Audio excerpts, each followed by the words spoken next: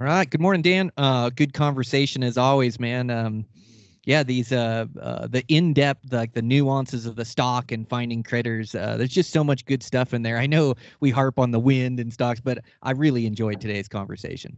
These conversations get me fired up for the day and fired up to go bow hunting again. And this is after all these days in the field in September and October. And so it's just another one of those exciting, powerful conversations. In my opinion, maybe you guys won't think differently, but yeah, great conversation today. This is what it's all about. Yeah, well, I think our audience is like-minded, similar to you and I.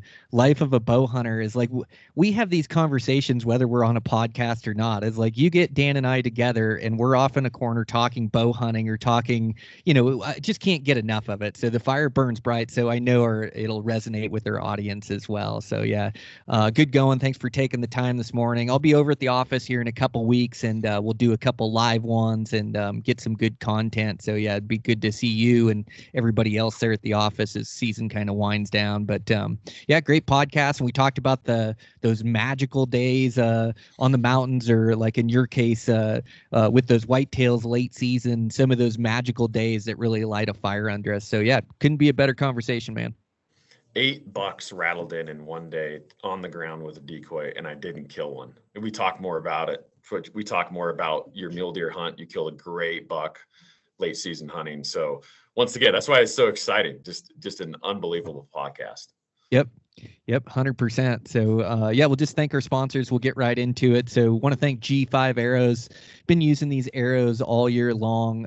Yeah, I'm using the Marca arrows. They come in at a great weight for me. I've got them built up with the 125 head, cut really short, come in at 450 grains, but just great components. The front end components, I don't think it gets any better than the outsert, than the ballistic collar that covers that connection between the arrow and that outsert. It makes such a strong arrow. Like you can literally shoot it into a concrete wall, unscrew the tip, put a new tip in, and shoot it again. It's like shooting for bone, for shoulder, whatever it hits.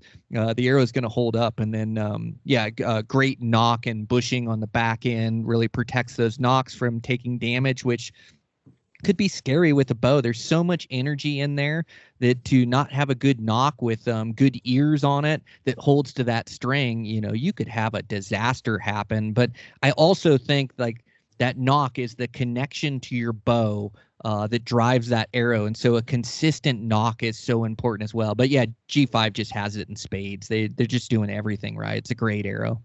Yeah, and the Marks series and the Stacks series.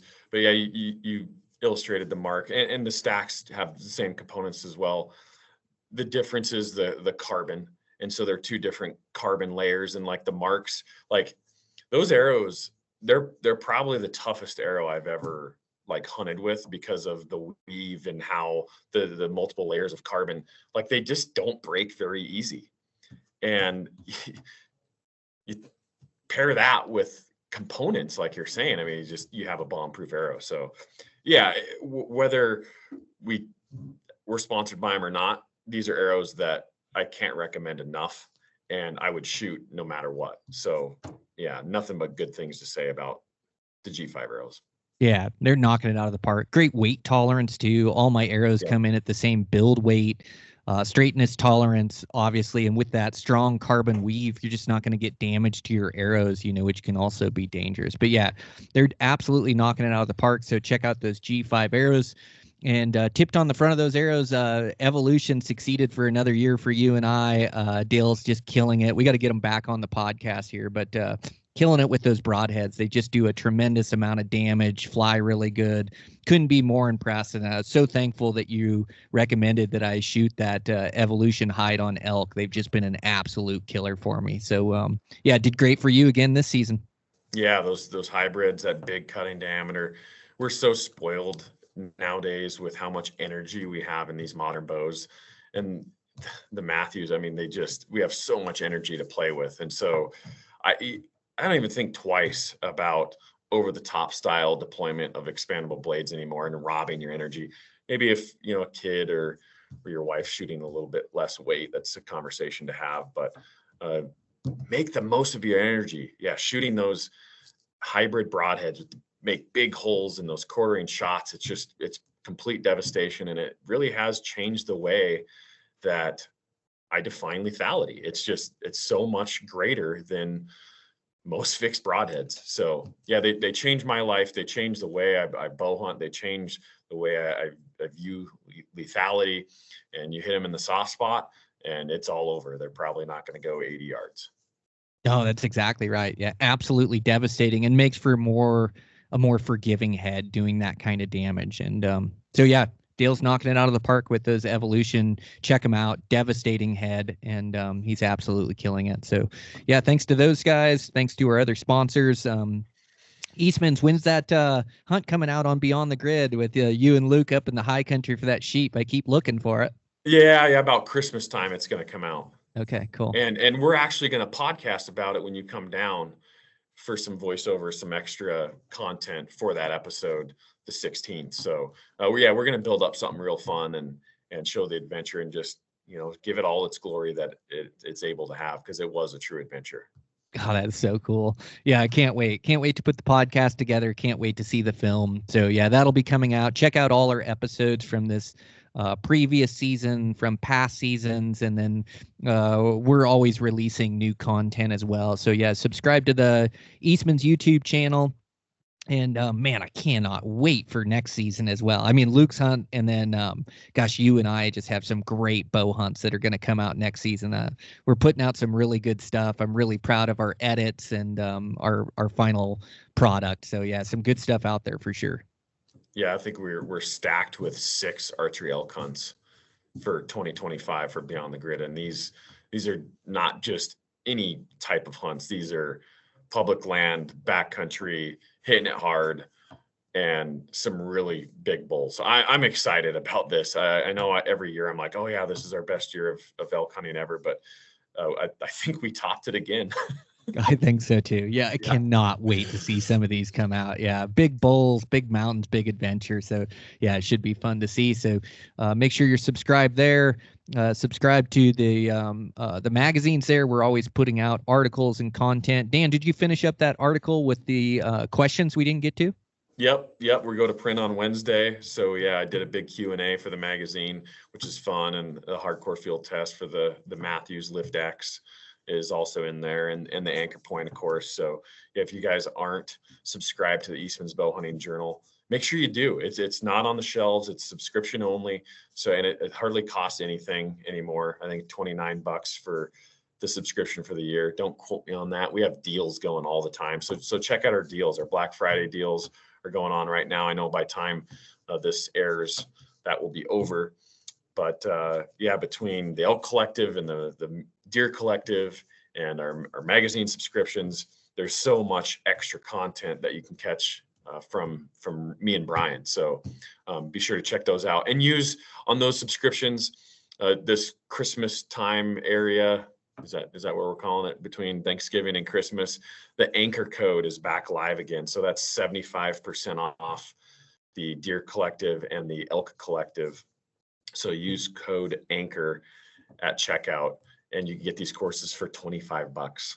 So that's like nothing for, and you've heard us talk about these in the past. It's just a ton of information and all this experience in one place that you can take and learn from our mistakes, so you can be an elevated bow hunter for the coming season. Yeah, knowledge is power. It's such a huge component or piece to our success. And yeah, you can shorten your learning curve by years for $25. When I go onto the course and definitely put in content there, you manage the course. But I learned stuff going through the course, listening to you or listening to me, or like the Elk Collective. We have so many different personalities in there.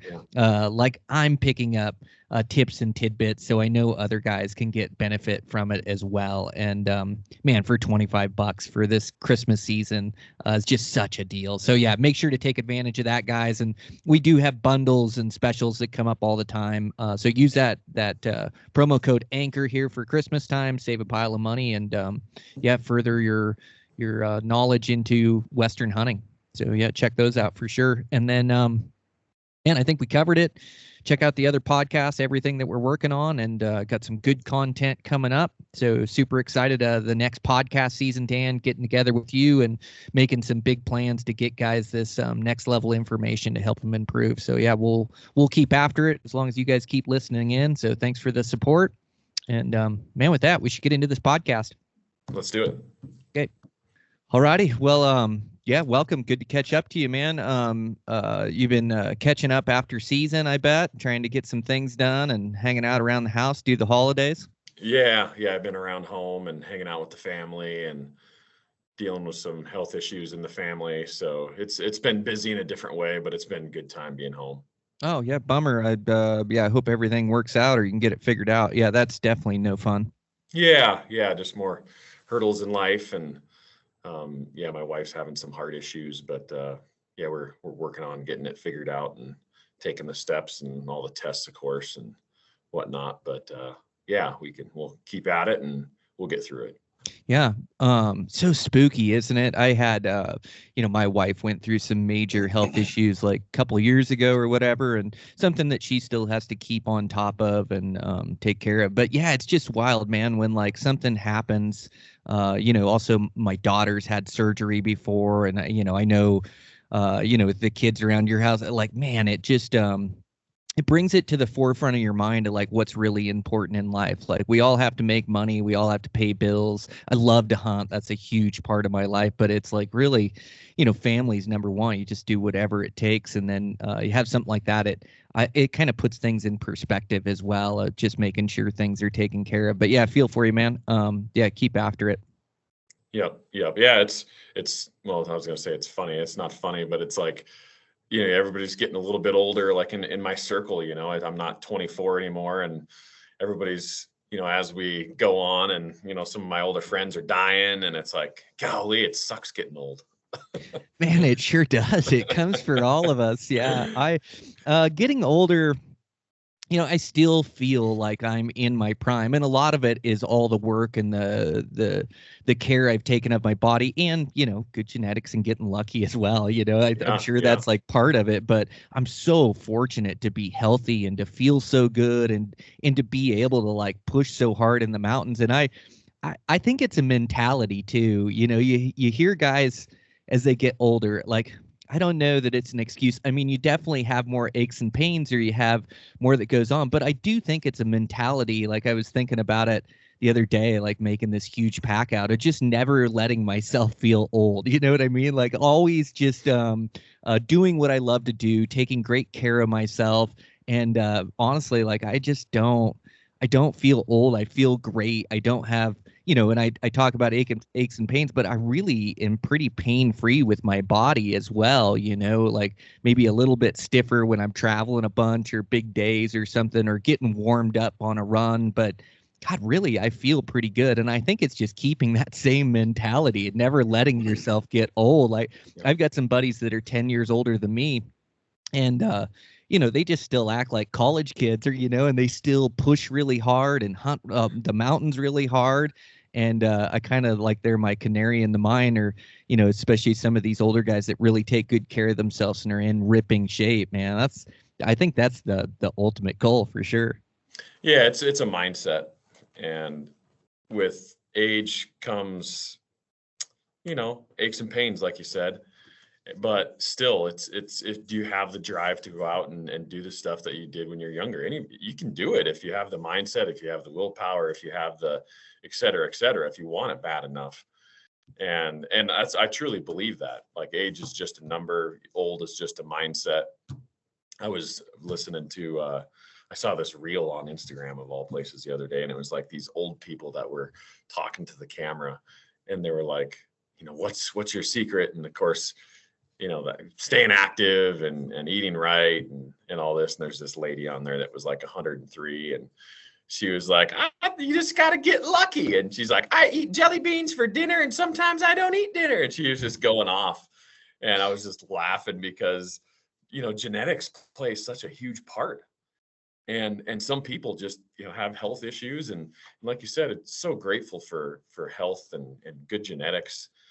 So at least we can keep pounding the mountains, and we're not old. I mean, in this day and age, we we know nutrition and that's a forefront of, what keeps us healthy, et cetera. But yeah, it's just as we age and as we, our friends are getting older and older, and all these guys that I've hunted with, 10, 15 years ago, they're all 60 at the time, and now they're 75 and they can't really hike that well anymore. I mean, we can't like hit the hills like we used to. And so, yeah, I try to preach at them to, you got to eat this and stop drinking Mountain Dew. One of my buddies, he's 74 now. And he was drinking this Code Red Mountain Dew. He couldn't get enough of it. And then he likes the Red Bulls. And I'm like, dude, you need to stop drinking that stuff. You're not 30 anymore. And he went in for get this. So he went in for a heart issue, and he had some sort of cardiac ailment. And his doctor was like, yeah, you need to stop your Red Bull.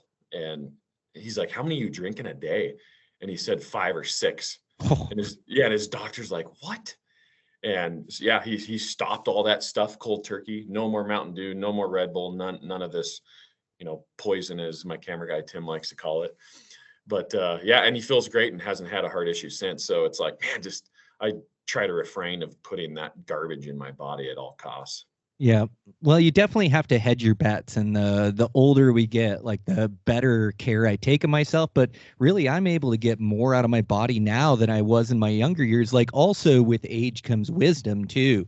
And you have all this life experience and building this discipline and this mental toughness. And then, also just like realizing that that my program works, this program of taking care of my body and exercising and having passion in my life and pushing hard, and then start to see the success from it. It's like, well, that format is really working for me. So I'm just going to keep at it or double down. And so like, I actually think I work harder now than I did 10 years ago or that I did 20 years ago. And also that wisdom makes me really think like I'm in my prime of hunting as well, because all of a sudden you've got all this knowledge of how to find deer, how to find elk, how to dissect units, how to make plays and make stalks and be patient, what you can get away with and what you can't. You let things develop. Like, this wisdom makes you a better hunter. So, like where for NBA or NFL or professional sports, like the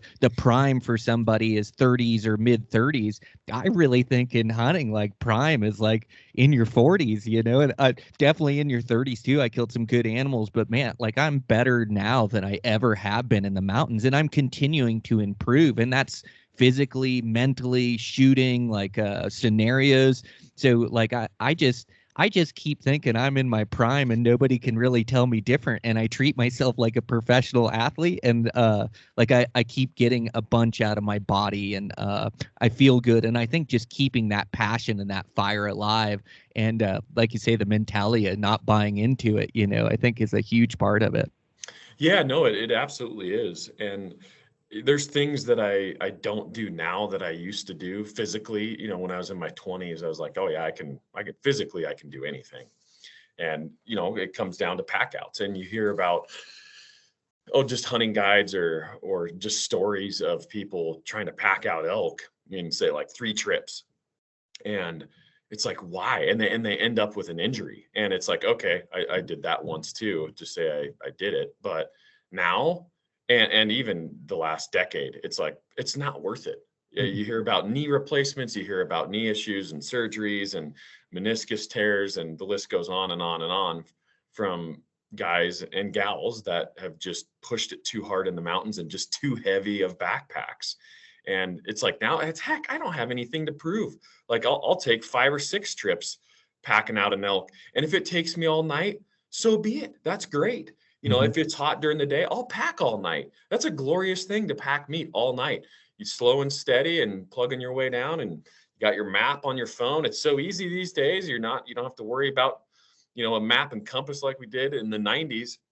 You got your phone, you got your Onyx tracks. You can see exactly where you've gone. You can do this all night and not have any issues. And so that's where I am. It's like, it's not worth it. It's not worth carrying heavy packs. It's not worth pushing your body, especially as much as we're doing this. And I want to be doing this when I'm 65, 70 years old. So taking care of my knees and taking care of my back and just, yeah, I guess overall hunting smarter, not harder.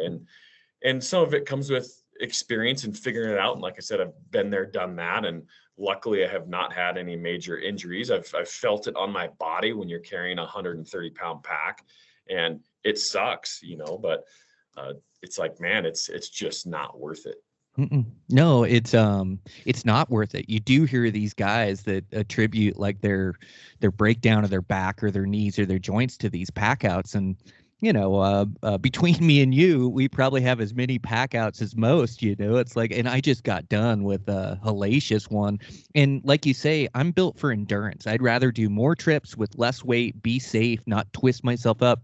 Yeah, I met a guy in one of the gnarliest mountain ranges in Montana, and he killed a big sticker buck, like this big non-typical, and was trying to pack it out. It's really cliffy and dangerous and slick in there, and he took a spill. He had to be hellied out of there, and I don't know if he ever quite recovered the same from taking that spill. And so yeah, I just did a huge pack out, and man, I had a smile on my face the whole time. It ended my season. It was a great muley buck, which I've been after. I shot you a photo after I killed him, but it's just I spent the whole month chasing him and finally killed this one. But it died in a hellhole, and it was way back in there, and I was solo. But it's like really my body from the endurance and all the work, and it was no big deal. I had a smile on my face half the night. It took me about 5 hours to get out or so. And, once I could hit the main trail, it wasn't bad at all. But God dang, it was like super enjoyable. And, through my work and through my conditioning this year, and as hard as I've pushed, like I was averaging 12, 14 miles a day in deep snow. My body has still not been blown up all season long. Like I have not been stoved up or sore. Like I've been fatigued, but I have not blown myself up all year long, including this long solo pack out where I got out. And the next day, I was pretty stiff getting out of the truck, trying to drive home and stuff. And I was like, oh man, tomorrow is going to be brutal. Like the second day, I'm going to be blown up, my hips, my legs. Like, that was a big go. Nothing. I did a 5-mile run yesterday. No big deal. It's like, man, it's so awesome to feel good like that. It is. And it just shows you the value of that. And I'm not the one that's like, I don't push fitness like for hunting and saying that you have to be a physical specimen to hunt. That's not what I believe is true. Physical fitness can either limit you or it can really help you in your hunting. But bow hunting is more mental than it is physical, in my opinion. Mm-hmm. But it just shows you that physical fitness truly is so important when it comes to hunting the mountains. And here's an example right off the top of my mind. Just besides general hunting, we were sheep hunting with my coworker, and he killed the ram, and we were on the pack out, and we're like, yeah, we're gonna do 2 trips on a sheep. And like I told them, the sheep are mostly guts, their belly and guts, and their quarters aren't really that big, so it's not that heavy. And so we both crawled out of this basin with probably 60-pound packs a piece, with him carrying the head and the cape and whatnot, and I had all the meat. But anyway, we're walking down the mountain, and it's just like this wind-blown face, and I'm walking along, and boom, I fell into a hole up past my waist. I couldn't see it, obviously, because of the snow, but I was able to, luckily I landed okay in the bottom. But physically, like a physically fit person is going to have a much better chance at not sustaining a critical injury back there than if I put zero work in and I was just struggling out and I wasn't physically in good shape, but I'm physically strong. So I was able to catch myself in a healthy way, if that makes sense, when I fell into that hole. So I think just like one example like that of just overall physical health can be so important, and ultimately injury prevention when something like that goes wrong in the mountains. Oh, 100%, Dan. Yeah, I'm with you wholeheartedly. I think all the running I do, strengthens my muscles, my ligaments, my bones actually get denser. Like I've read studies about that. Like all the work that I put in, like builds my body to where I don't twist ankles, I don't twist knees, I can just trust my body. And in that snow, like I've been hunting deep snow for what seems like, the entire month, this deep snow and slipping around and steep downhills and, slippery logs, rocks, and you're just able to catch yourself when you slip, or if you do fall, you're able to bounce right back up. But I truly think like all the training, all the work I put in, and also all the work in the last year that I've put into my core and my back and really focusing on more upper body and not just running, I put more muscle on my frame. So I'm packing around 5 or 8 pounds more muscle in the mountains, but my back doesn't slip.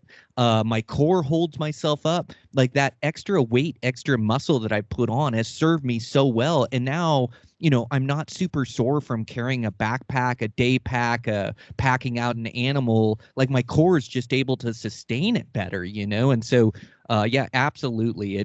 Injury prevention as we get older. And then, there is no buck too far, no hole that you won't go get a big bull out of if it's the one you want to shoot, because your body can get it out of there. And it does come down, like you said, it like comes down to mentality. And I do think that one sharpens the other. Like the work I put in, I think helps shapes my mind and my mental toughness. Man, I mean, I felt it this year, even on this late season hunt. Like I had 5 days in a row where it was 12 to 14 miles a day. And towards the end, like I really had to push mentally to keep driving forward, keep putting in the miles, keep putting in the effort. And I remember that like on my high country hunt in the early season as well, like where I went 10 days to kill that buck.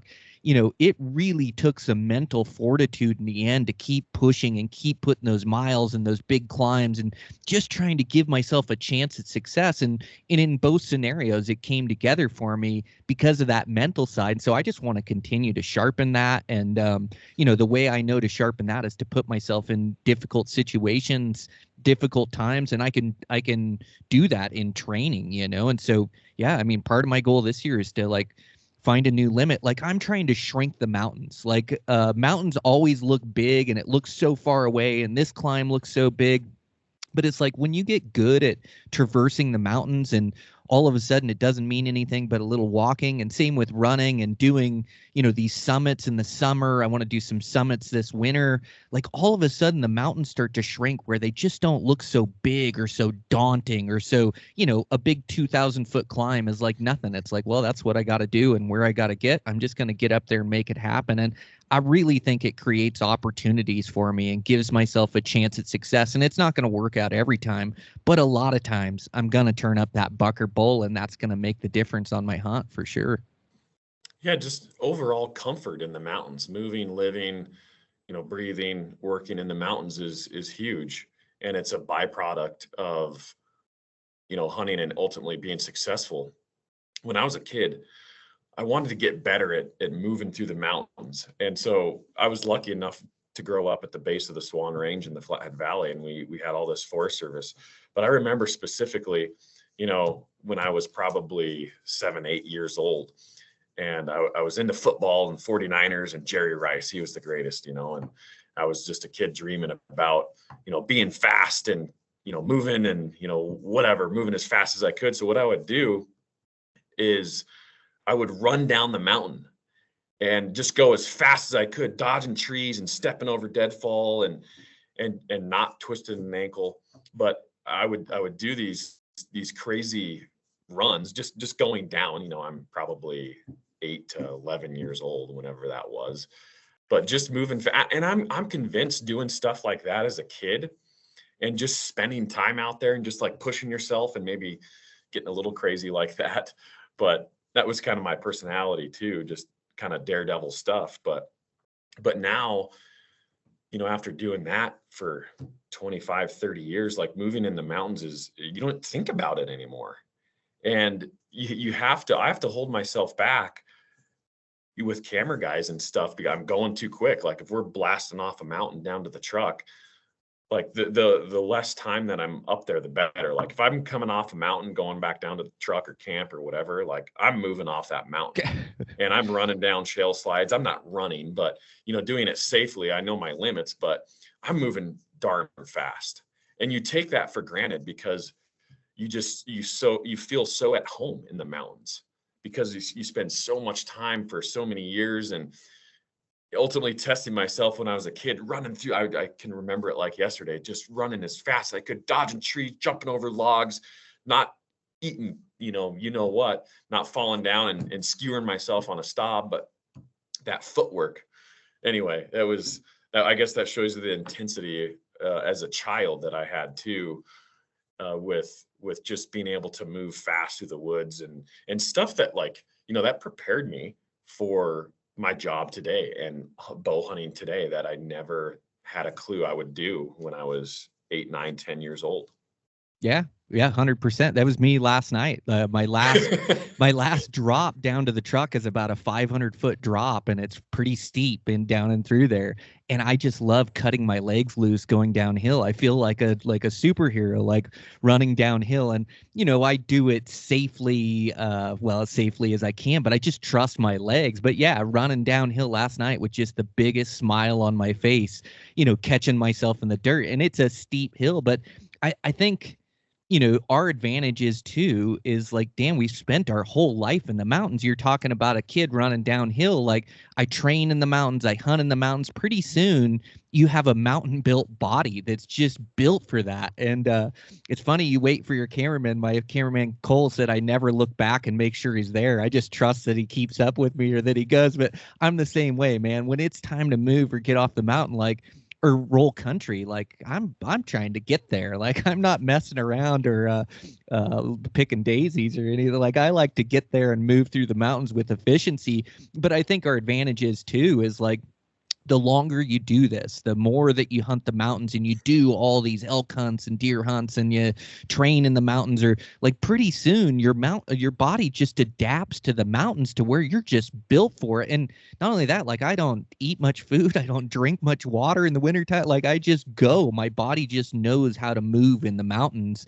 And I think it starts to get normal for me, which I almost take for granted at times. Like, I am I am so gracious that I'm in the physical fitness that I can move through the mountains, but sometimes I just forget, like, my ease that I can move through the mountains, because I've been doing it my whole life and my legs are adapted to it, my hips, my joints.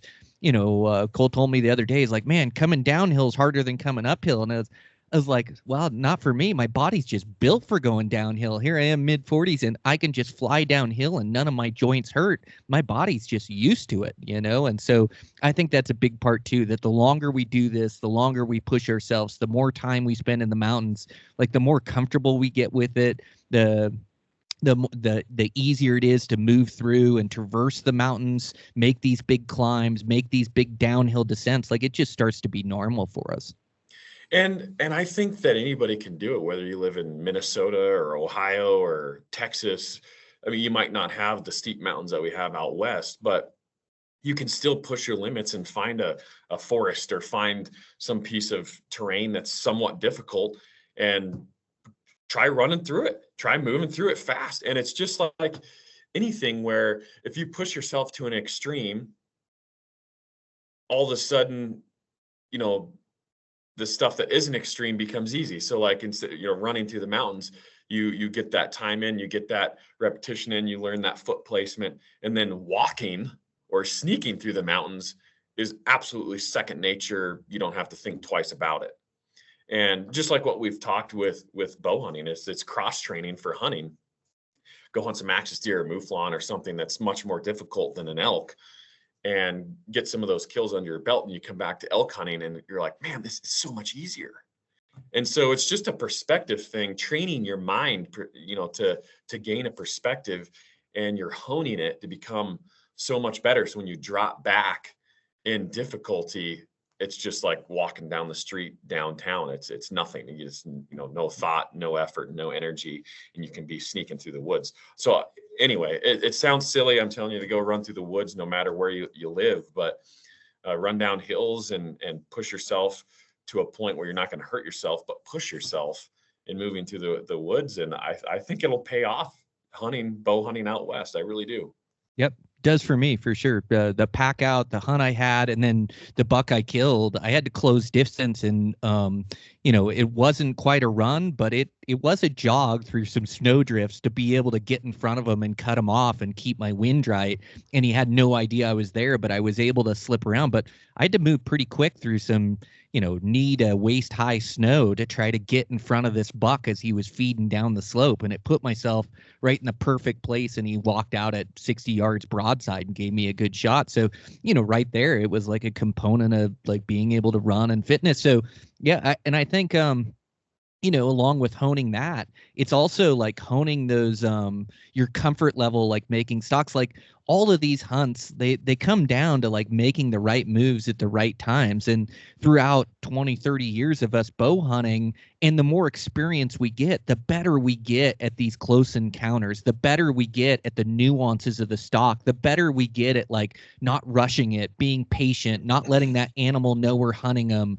Like all these little things, not forcing big movements where they catch you. Like you just start to get this comfort level with like being inside bow range, making moves inside bow range. And in those moments, it's like, gosh, I've been looking for a great late season buck for how long or how many days, how many miles, and how much elevation. And it all comes down to this one moment of being able to dissect the wind, get the right approach, use the ungulation, freeze when they're looking in my direction, move when I can or when they're down feeding, using the cover, like using all of these things. Like that's what's going to dictate success or being unsuccessful and having to start over and find another animal. And so you get like way better at these encounters. And part of that is like, there's like, gosh, I read this thing. There's like 3 ways of learning.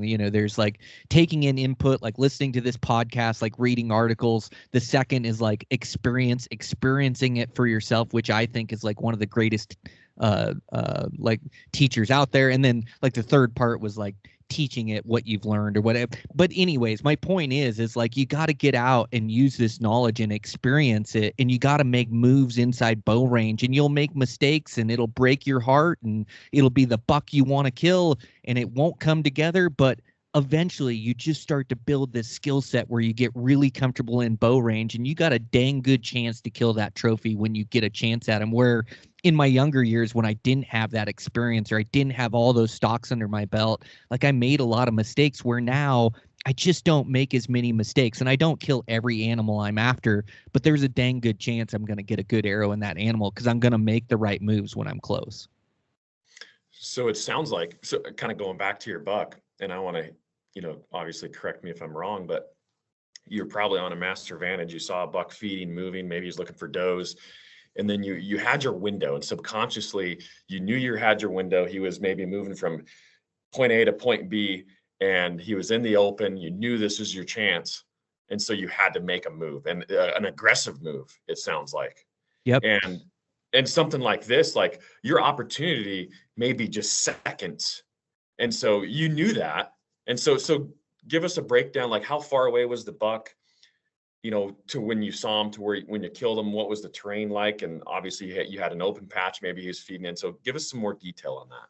Yeah. So, it was a big go into this spot, and which is really nice. There's nobody in there. I have it to myself. I've seen some great bucks in there this year. And so climbed up to the master vantage point, made it in there in time. And gosh, I saw like a bunch of does in the spot where I'd seen the sticker buck. I didn't see any bucks with these couple does, and the rut's starting to wane. I did find a group of does, and I found like a 3x4, but he was just a little young and not what I was looking for. So passed on him, sat on this master vantage point for about an hour and a half, and it just wasn't happening in this spot. Now, some of the south facers had burned off, some of the snow had melted, even though it was deep in spots, and I could glass up higher and see tracks. And so, I knew I just had to make a push deeper into the mountains for the afternoon. And so, I've got these basins that are pretty good, but I got to make a good go, big go, and get up there and then grab some vantage points. And so I made this big climb, and I had actually like just finished my climb and just getting to the master vantage point ridge.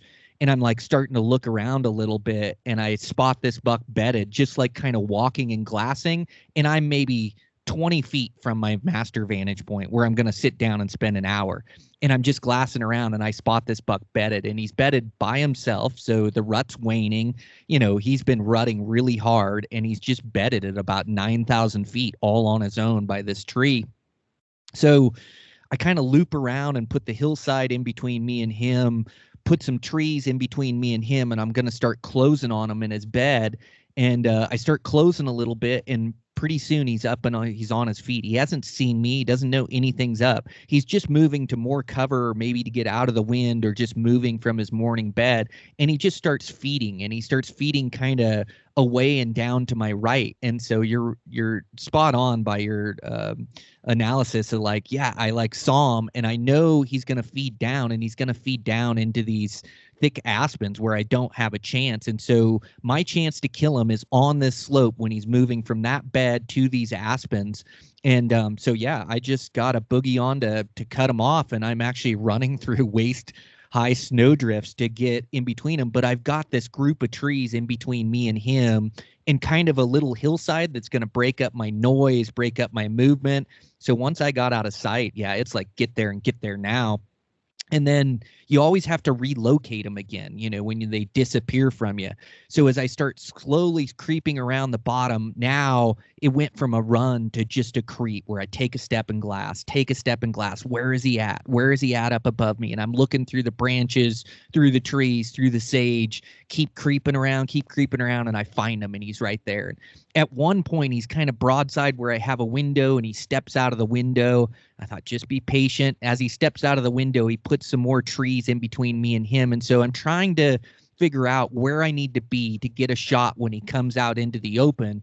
And I've kind of got like some aspen and some limbs in front of me that I need to clear. And so I'm just barely stepping in the snow and slowly putting my weight down as it's slowly like trying not to make any squeak, any crunch, not to let him know I'm there, because he's just feeding right in front of me, and he's going to feed right down in front of me. And so I had to make about, I don't know, maybe 7 steps, 10 steps to kind of get around the branches.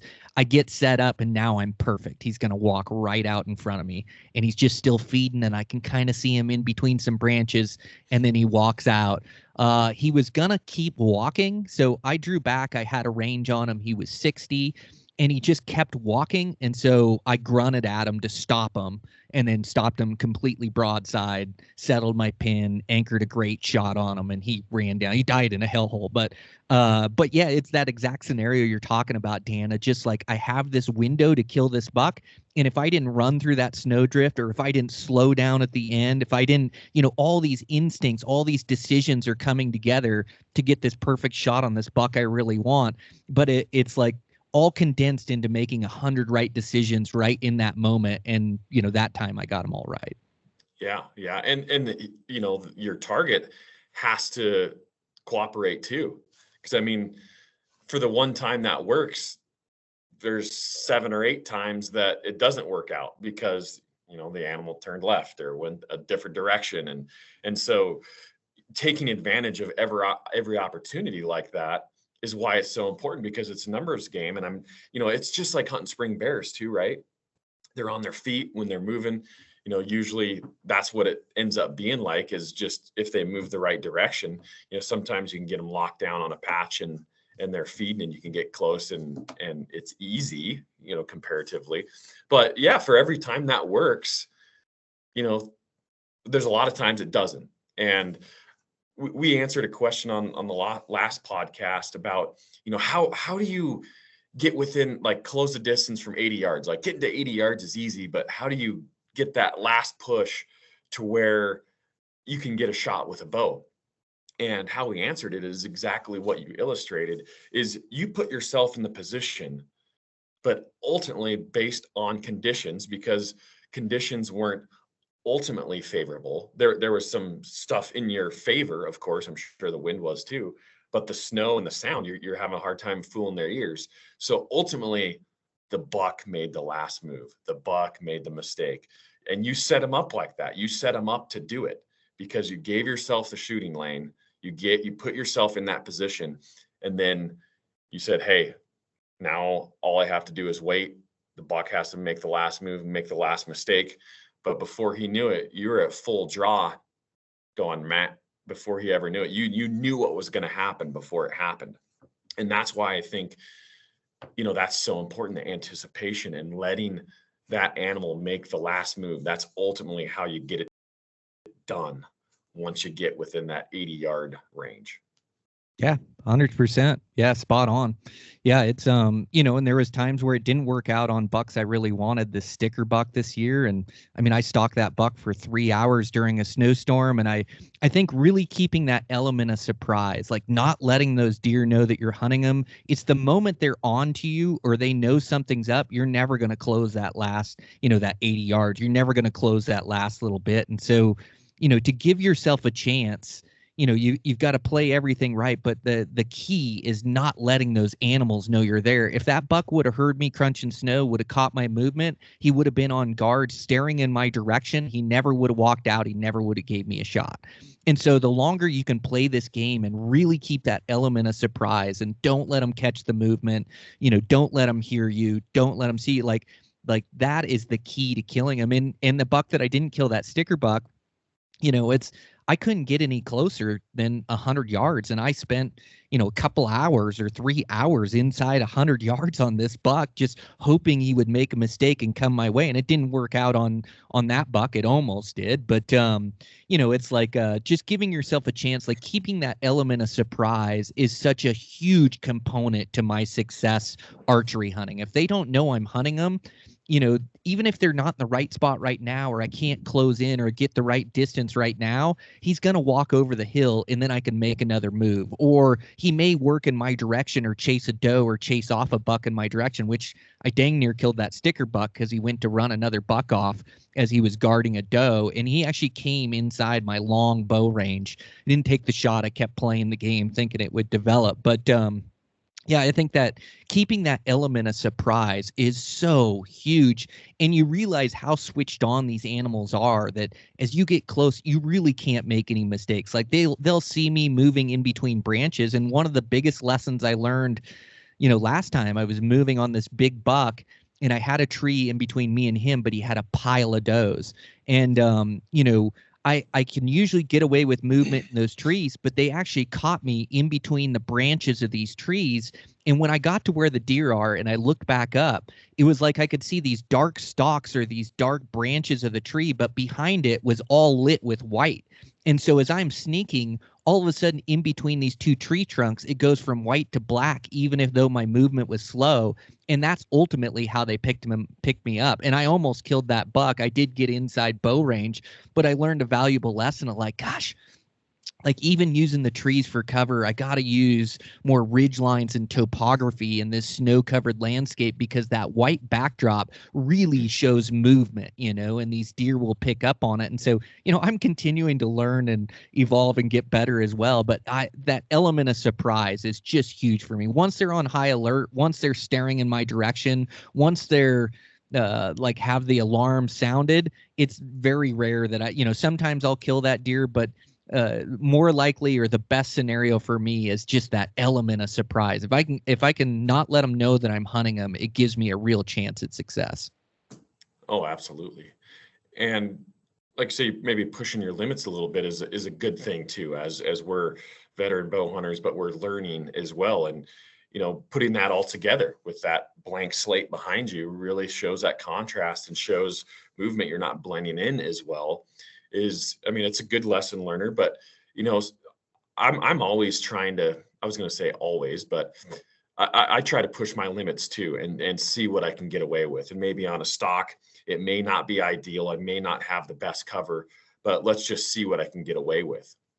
And I think doing things like that too, even though, maybe, just you think it's a low odds stock or a low odds situation with the type of cover that you have. But I think it's by doing that and testing your ability and testing your query, whether it's a mule deer or an elk or whatever.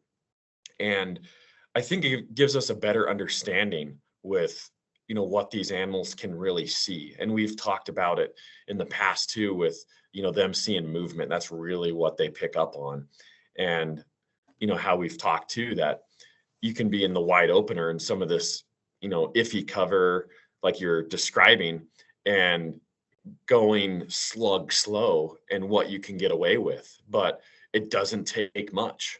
It doesn't take much to catch their eye with some movement or just that little glint off your bow, or, the list goes on. And so I think testing situations and putting yourself in these situations, I mean, ultimately it makes you a better hunter, plain and simple. And just, pushing the limits a little bit sometimes is always a good thing. So yeah, I mean, you learn from it, you dial your skills, you hone your skills, and ultimately you came away, with a buck and punched your tag because you kept at it. So yeah, that's proof right there that, it doesn't work out all the time for Brian Barney. He's not going to capitalize on every single stock, but as you're going and you're hunting the terrain, you're hunting that species, you're hunting an area, your odds are just getting better and better as long as you have some animals to hunt. It's like, don't blow them all out. No, you make a good point. Yeah, in the sage, I totally would have got away with that movement because I wouldn't have had that white backdrop. That sage, I would have blended in more and would have been close. And who knows, it also could have been one of the satellite bucks worked around at 20 yards from me, and I was just laying in the sage, and he worked all the way around to my bad wind, and then I thought he was going to spook off. He actually spooked back to the deer herd and put him on high alert. So, maybe that's the reason why I got caught making that move. But I think you make a really good point, Dan. It's like you just have to give yourself a chance and you have to try. And I'm trying for these next level bucks, and I really want to kill a big mature one. But the truth is they're not always in the perfect spot. And so I'm just trying to work with what I got and trying to give myself a chance. But I always think that I can kill that bull or I can kill that buck. And even if you're always waiting for the perfect scenario, then you move in the perfect scenario and there's a doe in the way or a cow catches you, or, it can blow up on a perfect scenario as well. And so, yeah, to get good at stalking, you have to mess up a bunch, and it's like you make mistakes and you learn from them and you get better and eventually you make the right moves. And you're right, you don't want to blow the whole mountain up or take these really low percentage. You start to learn what you can get away with or what you can't. And even a low percentage stock, it's like, well, I can use that tree or I can use that hill. I can put myself in 100. I kind of know that. And once I get to 100, now it's like, well, I'm out of cover. There is nothing I can do. The buck doesn't know I'm hunting him. Hopefully he moves in my direction. I've got a good wind, or he moves over the next rise and now I'm in striking distance where I can get there. So you kind of walk this balanced line of being aggressive, giving yourself a chance, but also not being reckless and blowing up the mountain or blowing up that deer having to start over. And so it is this fine line or this dance between the two when you're bow hunting, it seems like. Yeah, absolutely. And being reckless, meaning you can never cheat the wind. You always got to have the wind, right? But you can cheat the vision and you can cheat the ears, if you can at least have the wind in your favor. So I'm with you. If there's the smallest percentage that I can kill that buck or I can kill that bull, I'm probably going to try it as long as I have the wind. Yeah. Well, and even the wind for that matter is you really learn what you can do and what you can't. And the buck I killed, he was moving the wind was at his butt coming down the hill, but it was a quartering wind when I got there, and I was trying to stay in front of him to keep my wind right, where if he got in front of me, he would catch my wind. And you can't cheat the wind, but you can cheat the wind a little bit. You know what I mean? It doesn't have to be exactly from the deer to you. A crosswind will work, or that buck that caught me in between the branches. I kicked myself because I got done with that stock and I looked up into the saddle, and I could have walked over the saddle. I mean, I could have walked on with hot pink on, walked over the saddle and shot him at 50 yards. Instead, I ended up at 70 and 80, getting caught trying to move in the open behind these trees. Now, when I was doing it, I thought I got to get the wind right. So I circled way around, and that was the better approach for the wind. Now, after the buck blew out and I got to where the buck was, I looked up at that saddle and I'm like, oh, I could have made that wind work. The wind would have worked from that saddle. It was just dicey on the edge, but it would have worked. I would have killed that buck at 50 yards if I would have came over in that spot instead of the spot that I chose to. And I tried to play the wind too safe in that scenario, so you can't cheat the wind or have a bad wind that's blowing from you to the animals or over top a hill. You kind of learn what you can get away with and what you can't. But really working inside the parameters of the direction of the wind, I think you can get away with quite a bit if you're just like cognizant of it and really playing it. You can get away with the wind going in 3 different directions, not that one direction. And so like not cheating the wind, but really using the wind to your benefit, to your approach with the ungulation and topography. And that great big 3x4 heavy one that I really wanted, that I hunted for 3 days or whatever the case, I would have killed him if I would have cheated the wind a little bit and came to the saddle. But I didn't know that till after. Yeah, and that's powerful. Just like you said, it's a great disclaimer. You don't have to have the wind blowing right in your face from the animal. Absolutely not. But that's a great illustration, a great description of using the wind or understanding it. It's just an understanding, right? And sometimes it'll stump you based on the topography. But as long as you have an understanding of what the wind's doing, that's what ultimately matters. Yeah, 100%.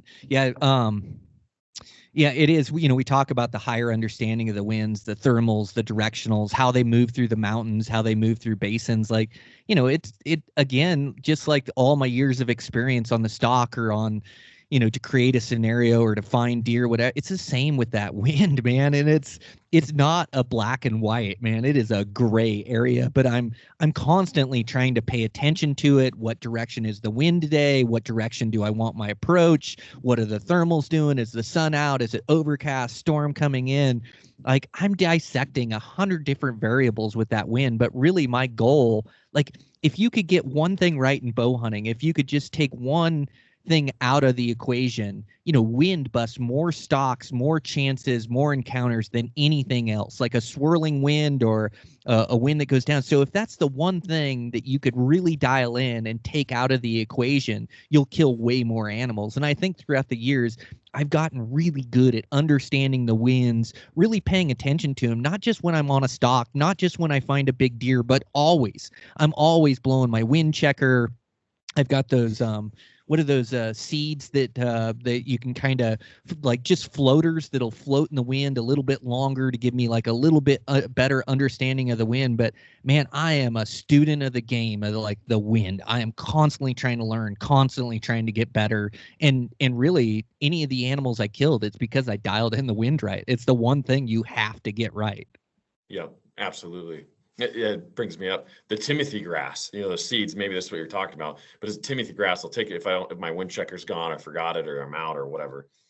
Grab that Timothy grass with my thumb and pull it up, and then toss it, and it kind of just floats through the air. And it's a good way to check the wind.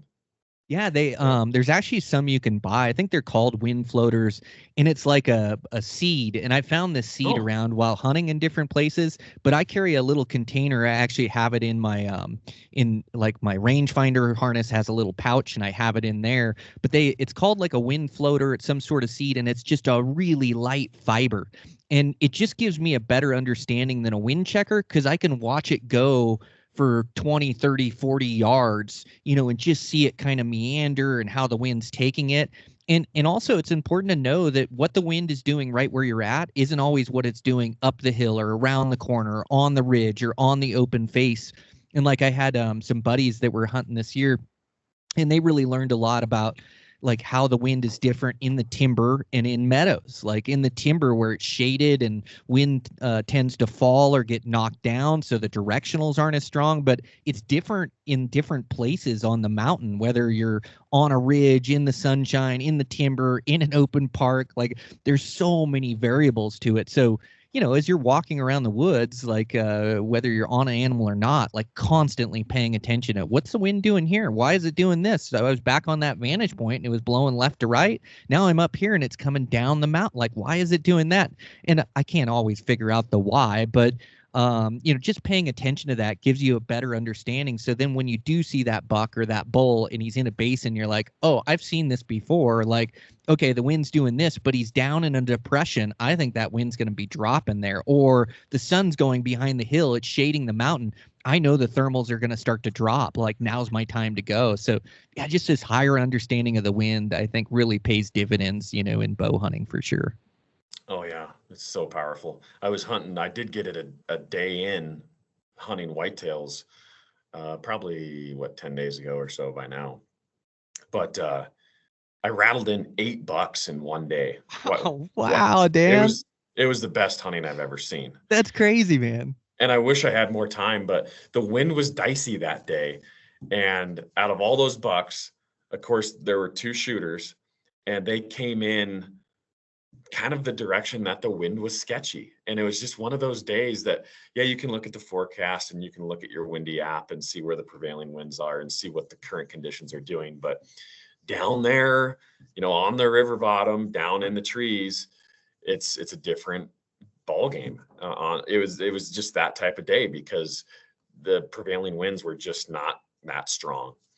And so, yeah, these 2 shooter bucks, they came in and they usually, when you set up and I'm rattling on the ground, hunting whitetails with a decoy and a rattle bag. So I'm hunting on the ground. That's what I enjoy doing. But they came in downwind-ish, just like you would expect a mature buck to do. But and I had my shooting lanes, but where they came in from, the wind switched and they just got me. I needed one more step for those two bucks to get a shot at them. And then of course, just down the way a little bit, I'm on this nice channel of open, thick timber on each side, and I have this nice channel way of just open grass. And it's a good avenue for the wind to channel down, whether you have prevailing or not. And so it's a little bit easier to predict the wind. And on those sets, of course, I rattled in some bucks and they came right in all puffed up at the decoy, but I didn't shoot them. They're just younger bucks. And so it's not only is it luck of the draw, luck of the game of bow hunting, the game that we play, but it's the wind is just, it's so incredibly powerful. And in hindsight, I probably should have just stayed out of there that day and waited for a little bit more consistent wind, like a stronger wind the next day or the day after. But the more wind you have, they can't hear the antlers as well when you're rattling. So there's all these trade-offs, but yeah, it's just a wind game and then setting up accordingly. And so, hunting whitetails, I believe too, with the decoys and anticipating and, figuring out your shooting lanes and playing the wind, it's so important and so powerful. And I think that gives you a much larger understanding, especially when it comes to animal behavior and hunting in the mountains as well, is because like on a day like that, 8 call-ins, like that's like 2 years worth of hunting of rattling and hunting bucks. That 8 call-ins, that's a lot. And so you have a lot of opportunity to just watch and observe and what are these bucks doing and what are they keying in on? And, how are you setting your decoy up? How can you manipulate how they approach you with the decoy and using it? I mean, it's so fun. And that's why I enjoy it so much. But I did get out that one day and it just didn't pan out in my favor on one of those big bucks, but some exciting hunting. And ultimately the wind got me. Yeah, that's really good insight. I get caught in that too, where, the day I have to hunt, and I had some days muley hunting where it was really still, and you just can't get away with moving in the snow. You can't get a decent wind direction. It's going left, it's going right. And ultimately, like you said, it's like you almost just should bag it for the day, the stock on that buck, and just pick a different day to stock them, like wait till you have better wind. But then you catch a day like the day I killed that 7-point bull. I had a 15 to 20 mile an hour wind that was right from the elk to me, that was so steady and so constant, hid my approach. Like it was just perfect conditions. And so, yeah, sometimes I don't think about like the day you get or the day you catch that animal, like just catching the right conditions. But calling in 8 bucks is wild, dude. It's like part of my favorite thing about bow hunting, or one of my biggest worries, are like I see so much wild stuff like in the mountains or out hunting.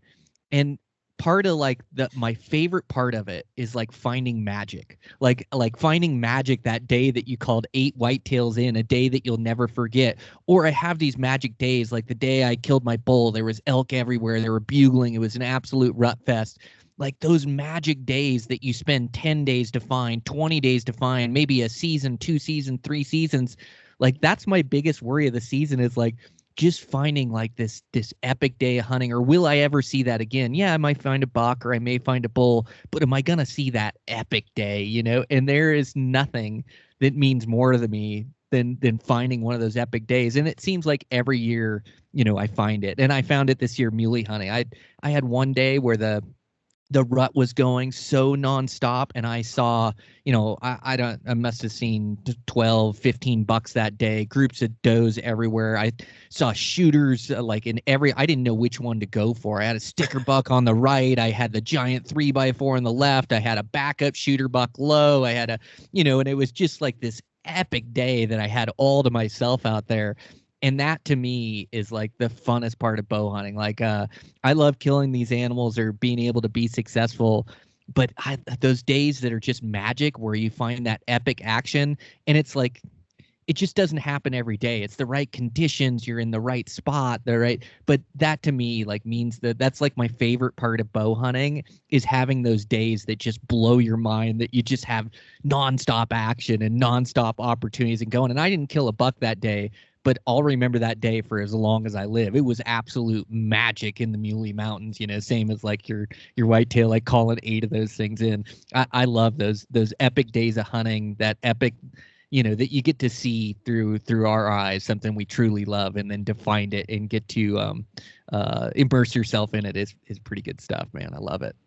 The pot of gold at the end of the rainbow, that it does exist. It does. Yeah, it's so killer.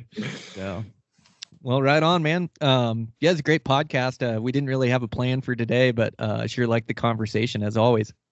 It was good. Yeah, it was good. The wind, we always talk about the wind eventually when it comes to bow hunting, because it is so important. But yeah, I'm glad you had a good season. I wish I could have got out there a little bit more, but that's life. And that's, the way it goes. They'll be next year. And hopefully there's that pot of gold waiting for me next year again. Something to dream about, I guess. But yeah, just the life of a bow hunter, Brian. It just doesn't get any better. No, that's it, man. Well, you had such an incredible season for you and for your buddies. And yeah, a lot of times that's the way it goes, is that we burn all our time early and in September and trying to kill our bulls or trying to hunt some of these tags. And I've definitely been there before where I run out of time in the late season, but yeah, epic season, man. Yeah, it's time to regroup and get ready and start putting in the work for 25. But yeah, man, it was an awesome season, awesome year. And yeah, I couldn't be more excited for next year, next season. So yeah, great conversation, buddy. Appreciate you. Yeah, absolutely. Likewise. Well, can't wait to do it again. Yep. Sounds good.